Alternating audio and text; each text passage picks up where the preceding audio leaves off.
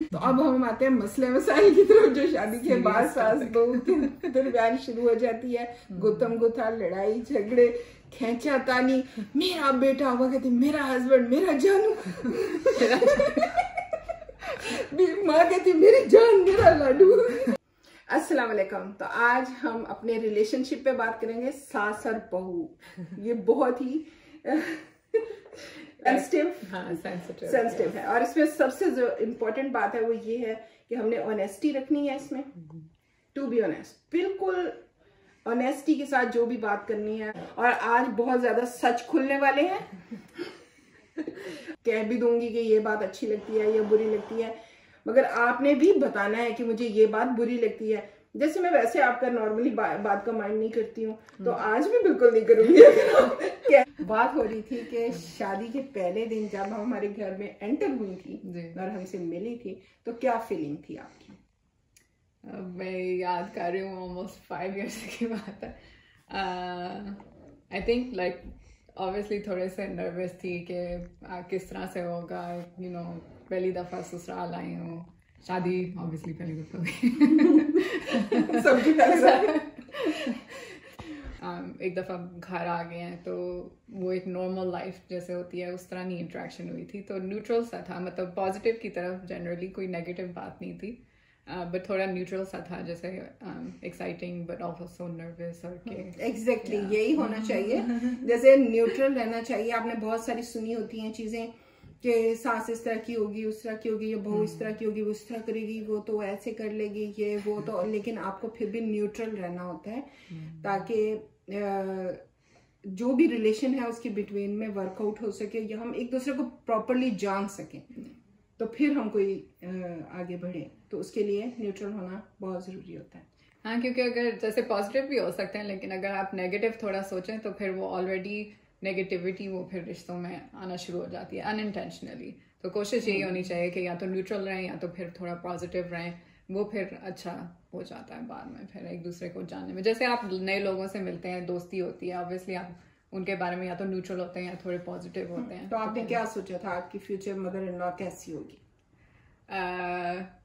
वैसे तो उस तरह कुछ नहीं सोचा था, बस होता है कि ख्वाहिश होती है। सोचा ही नहीं था आपने मदर? जैसे थोड़ी सी उनको होश आता है, साथ इधर उधर वाले लोग कहना शुरू करते हैं कि तुम्हारी सास तो ऐसी होगी, ये वो बातें जैसे शुरू होती हैं, तो एक उनके माइंड में एक पिक्चर होती है बनती, आस्ता आस्ता डेवलप होती है, बनती चली जाती है। तो फिर किस तरह की आपकी वो कैसी थी पिक्चर? उस तरह इतना नहीं था, बट ऑब्वियसली हमें पता था कि आप मतलब जैद के साथ समटाइम्स वीडियोस में आती थी एंड स्टफ। आपसे सोचा था बस जैसी भी होगी मैं डील कर लूंगी?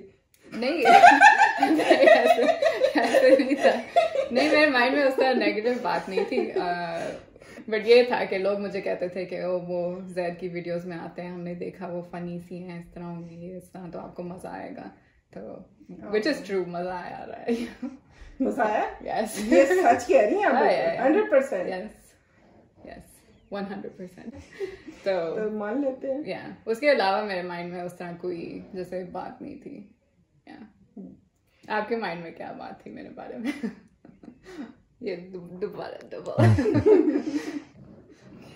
जैसे मैंने अपने माइंड में यही पिक्चर रखी हुई थी कि जैसे मैं तो उनके साथ हमेशा बेटियों जैसा ही रवैया इख्तियार करूंगी।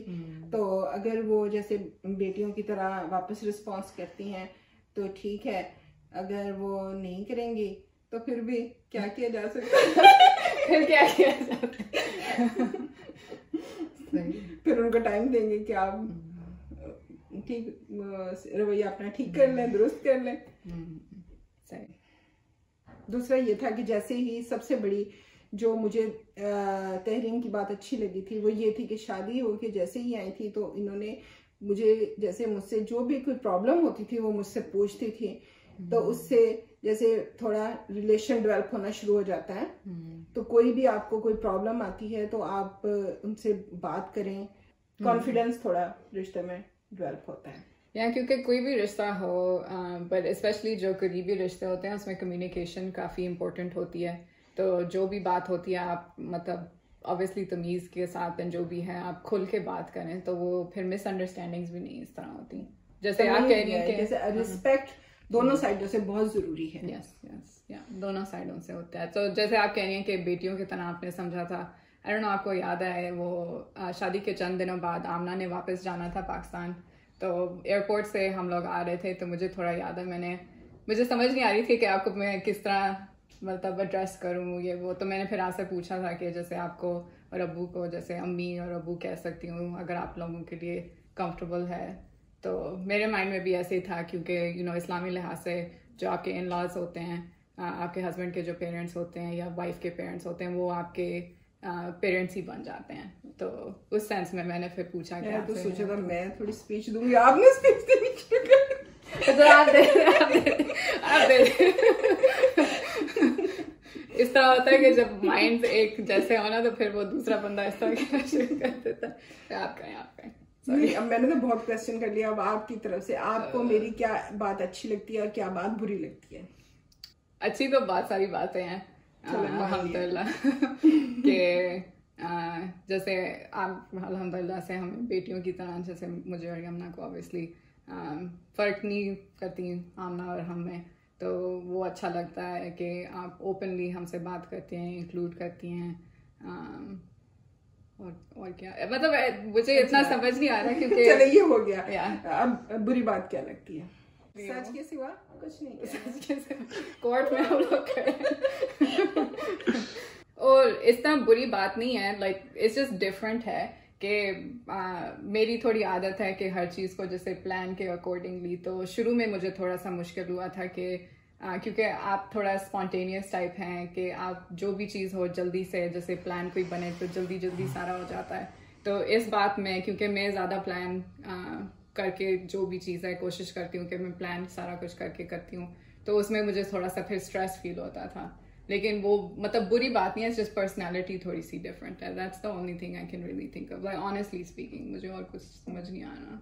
तो क्योंकि हम सारा कुछ क्विक करते हैं, समटाइम हमें अनसर्टन भी कोई काम करने पड़ जाते हैं, वीडियोस बनानी पड़ जाती हैं, कहीं पे कुछ भी जाना आना पड़ जाता है, ऐसे हमारी लाइफ में ये होता है। ये हमारी पार्ट, ये लाइफ का पार्ट है हमारे।